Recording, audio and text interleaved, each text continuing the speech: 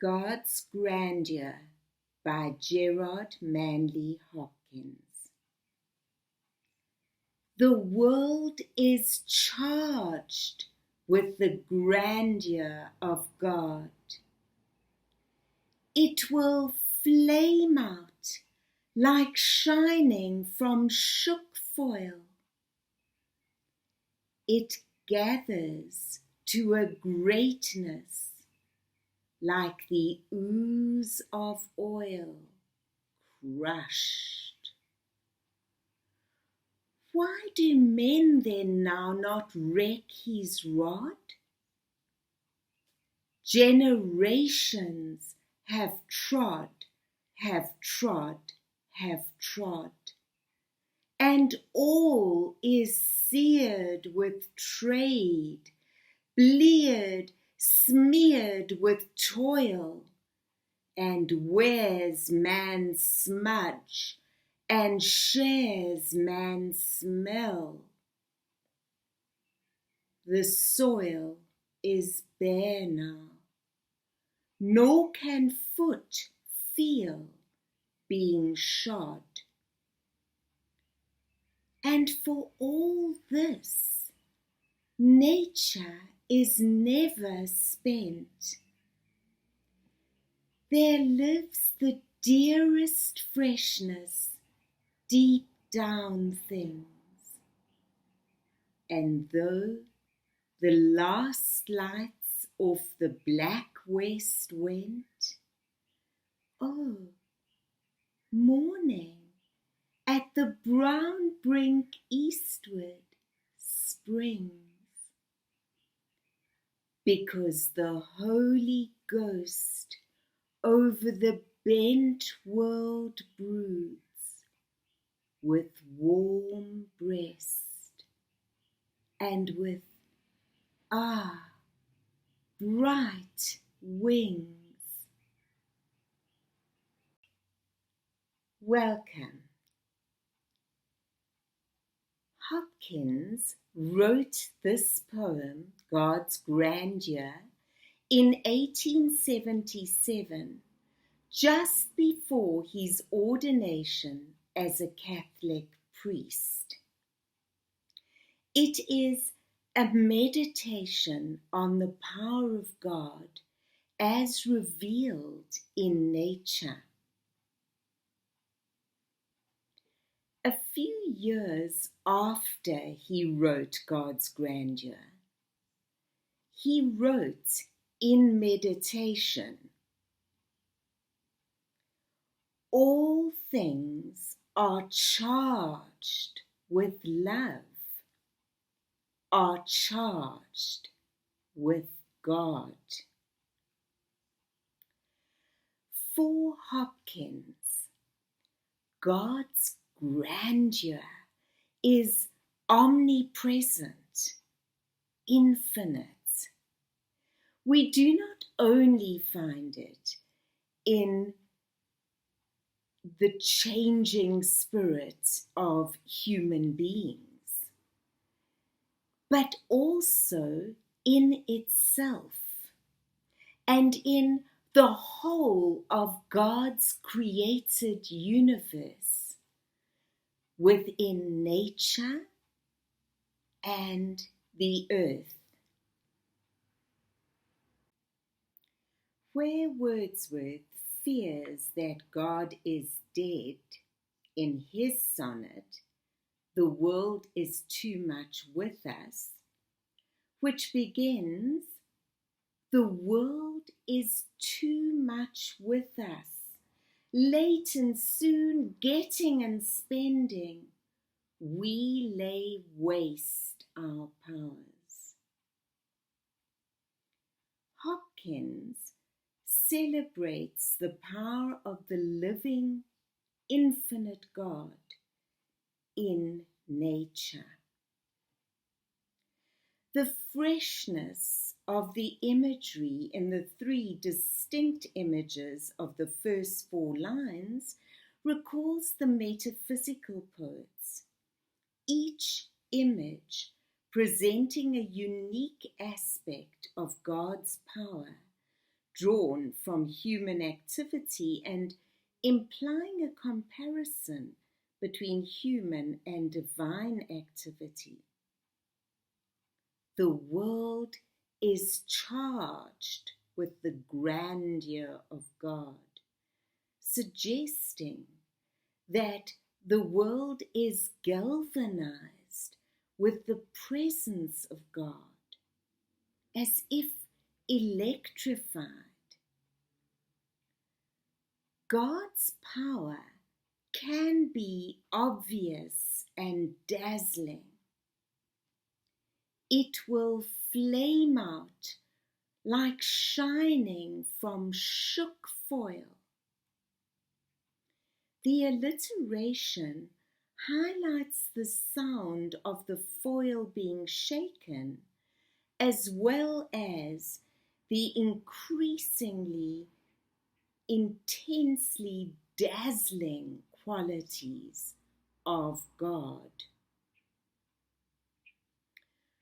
Wordsworth's most obvious use of alliteration must surely be great God,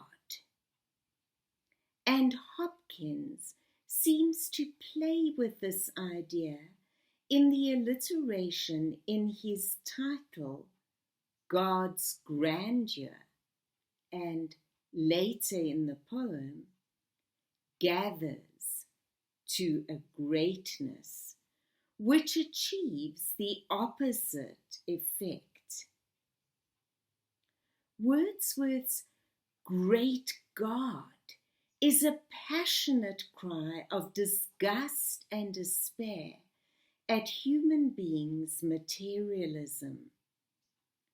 Hopkins's play on alliteration here highlights different facets of God, his majesty, and the slow and inexorable gathering to greatness can be slow moving, like the heaviness of oil crushed from olives. The word crushed, placed in the center of the stanza, highlights the power of God. Hopkins then asks the question so often asked before, why then do so few people take notice of God's power and discipline? Why do men then now not wreck his rod? The answer might not be exactly what one would expect of a Christian poet, namely that human beings are sinful. The answer is rather an ecological one.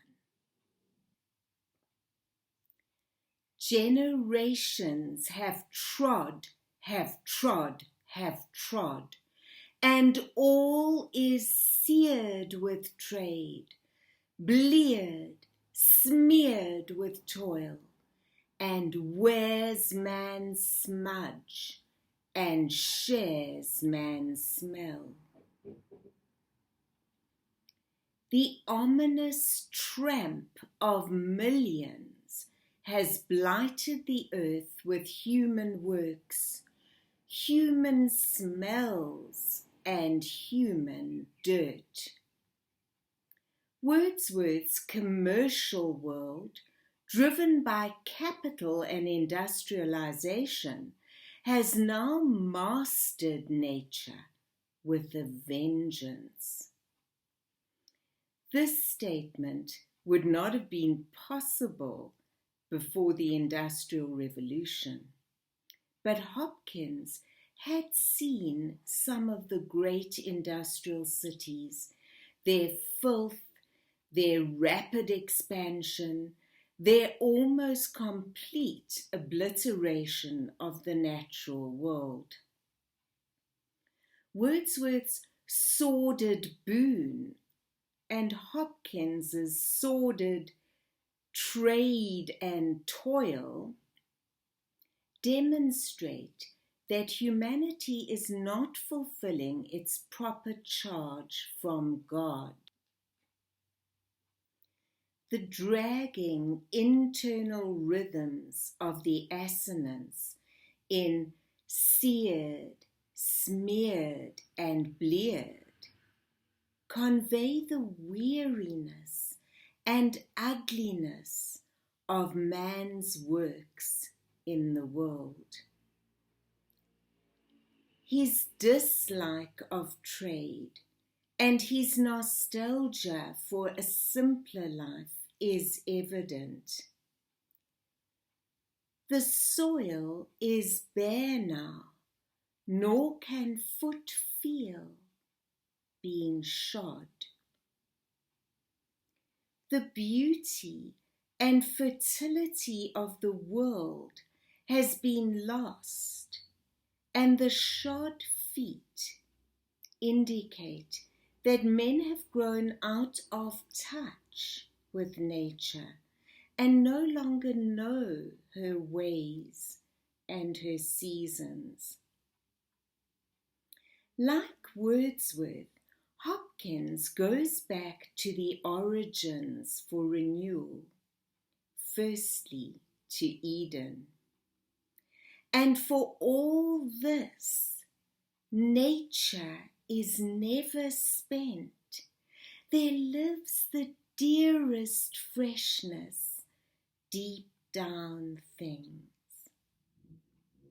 But then, even further back to the beginnings of creation, just as the Spirit brooded over the unformed world and brought order from it, so he constantly renews that first deep freshness of the unfallen world.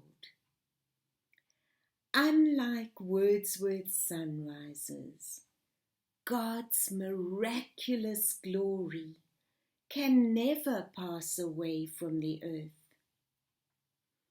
Our truest, dearest powers can never be laid to waste, because the Holy Ghost over the bent world broods with warm breast and with